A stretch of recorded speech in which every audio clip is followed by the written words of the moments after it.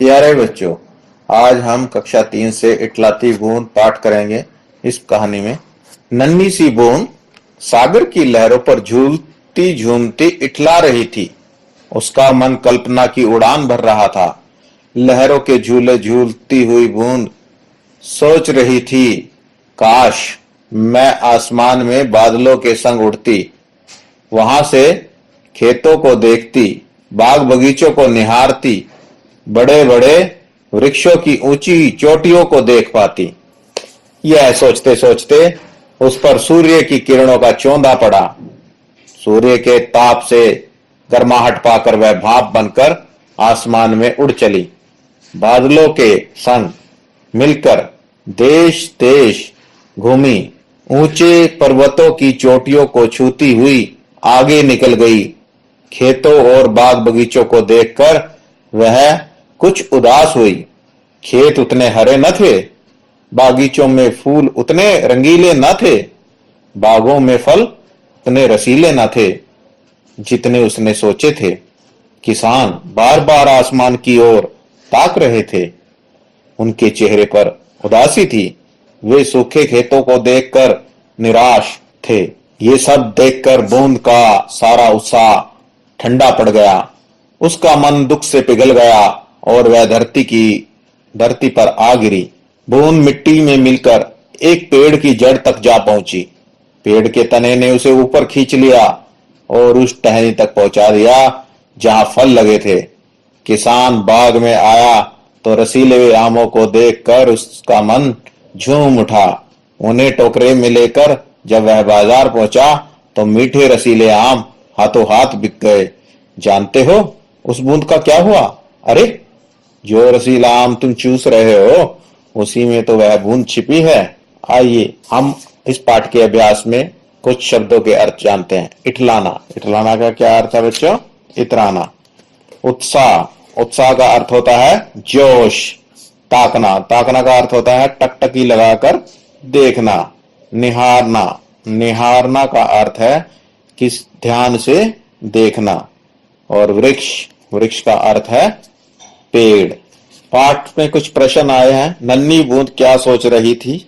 तो पाठ में आपने पढ़ा कि पाठ में कि नन्ही बूंद बादलों के संग उड़ने और खेतों को निहारने, बाग बगीचे और पेड़ों की ऊंची ऊंची चोटियों को निहारने का सोच रही थी। तो हम लिख सकते हैं, नन्ही बूंद सोच रही थी कि काश वह आसमान में बादलों के संग उड़ती और वहां से खेतों, बाग बगीचों और बड़े बड़े वृक्षों के ऊंचे चोटियों को देख पाती।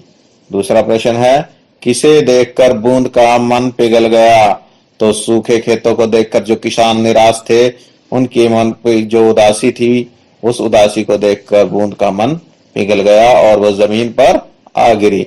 सूखे खेतों को देखकर निराश किसानों के उदास चेहरे देखकर बूंद का मन दुख से पिघल गया और वह धरती पर आ गिरी। किसान क्यों झूम उठा? किसान बाग में रसीले आमों को देखकर झूम उठा। बूंद का अंत कैसा रहा? बूंद का अंत बड़ा ही सुखद रहा, क्योंकि अंत में उसने आमों को रसीला बना दिया। आइए आगे अभ्यास कार्य में बढ़ते हैं। ये अभ्यास कार्य स्वयं आपने करना है। बूंद बादलों के संग उड़ान आसमान में उड़ना चाहती थी। आपका मन क्या क्या करना चाहता है? जो आपका मन करना चाहता है वो आपने इसमें लिखना है। बूंद सूखे खेतों को देखकर उदास हो गई थी। आप कब उदास होते हो? जब आपकी मम्मी डांटती है या जब कब भी, जो भी आपके वजह है वो आप यहाँ पर लिख सकते हैं। कोई घटना याद करके बताए जब कुछ देखते या सुनते ही आपका मन झूम उठा हो। तो जब आपको कोई गिफ्ट मिलता है या आप कोई खेल खेल रहे हैं और उसमें जीत जाते हैं तो आपको खुशी होती है। तो आप लिख सकते हैं अपना जो भी आपका इस संदर्भ में अनुभव है। आगे पाठ में बढ़ते हैं। देखिए, बड़े बड़े वृक्षों की ऊंची चोटियों को देख पाती है। अब इसमें जो वृक्ष शब्द आया है जिसको रेखांकित किया गया है, इसमें री की जो मात्रा लगी हुई है वो री की मात्रा है। ऐसे ही आपने दो शब्द बनाकर लिखने हैं जिनमें री की मात्रा लगी हो। पहला शब्द आप लिख सकते हैं मृग, मृग का अर्थ होता है हिरण। और दूसरा है गृह, गृह का अर्थ होता है घर। जैसे हम आपको घर के लिए काम देते हैं तो हम क्या बोलते हैं इसको हिंदी में गृह कार्य और इंग्लिश में होमवर्क कहते हैं। मेज पर आम की टोकरी रखी है। अब यहाँ पर जो रेखांकित शब्द है वो है टोकरी। दूसरा वाक्य है मेज पर आम की टोकरियां रखी हैं। अब ये रेखांकित शब्द है, ऊपर टोकरी दिया है, नीचे टोकरियां दिया है। आप यहाँ देखें जो टोकरी है उसका अभिप्राय एक टोकरी से है, जबकि टोकरियां शब्द का अभिप्राय एक से अधिक टोकरियों से है। तो इसलिए यहाँ पर जो एक वस्तु के लिए जिस शब्द का प्रयोग किया जाता है उसको एक वचन, और जो अधिक वस्तुओं के लिए प्रयोग किया जाता है उसको बहुवचन कहते हैं। अब यहाँ पर कुछ इसी तरह के वो शब्द हैं, उन शब्दों के अनुसार हमें क्या करना है, उनको बहुवचन में परिवर्तित करना है। और बच्चों आपको ध्यान रखना है, जब भी हम बहुवचन में लिखते हैं, अगर जो उस पर बड़ी की मात्रा लिखी हुई है एक वचन में, तो उसको हमेशा छोटी ई की मात्रा में परिवर्तित कर दिया जाएगा। जैसे लड़की, लड़कियां, आप देखेंगे कि लड़की में बड़ी की मात्रा लगी हुई है और लड़कियां में छोटी की मात्रा है। इसी तरह से कुर्सी तो कुर्सियां, लकड़ी, लकड़ियां, चोटी, चोटियां, रोटी, रोटियां, बोरी, बोरियां, बकरी, बकरियां, टहनी, टहनियां। आगे देखें, खाता है, खाती है। यहां पर हमारे पास दो शब्द हैं, खाता है और खाती है। सोहन आम खाता है, पहले वाक्य देखिए, सोहन आम खाता है। दूसरा वाक्य देखिए, रीटा आम खाती है। अब ऊपर हमने जो वाक्य देखे इसमें सोहन जो है वो एक लड़का है, इसलिए उसके साथ खाता शब्द आया है, और रीटा जो है वो एक लड़की है, इसलिए खाती शब्द आया है उसके साथ। अब इसी तरह से नीचे कुछ शब्द दे रखे हैं, उनसे हमने वाक्य बनाने हैं। जैसे पहला शब्द है पीता, तो राम पानी पीता है। दूसरा शब्द है पीती, तो ये लड़कियों के लिए लगेगा, तो इसलिए कोई लड़की का नाम लिख के लिख सकते हैं, जैसे सीता पानी पीती है। खेलता, मोहन खेलता है। खेलती, तो इसी तरह से हम लिख बना देंगे वाक्य, राधा खेलती है। चलता है, तो राकेश बहुत तेज चलता है। इसी तरह से मीना बहुत तेज चलती है। गाता से हम बना देंगे, रोहन गाना गाता है। और गाती से हम वाक्य बनाएंगे, कुसुम गाना गाती है। आगे बढ़ते हैं।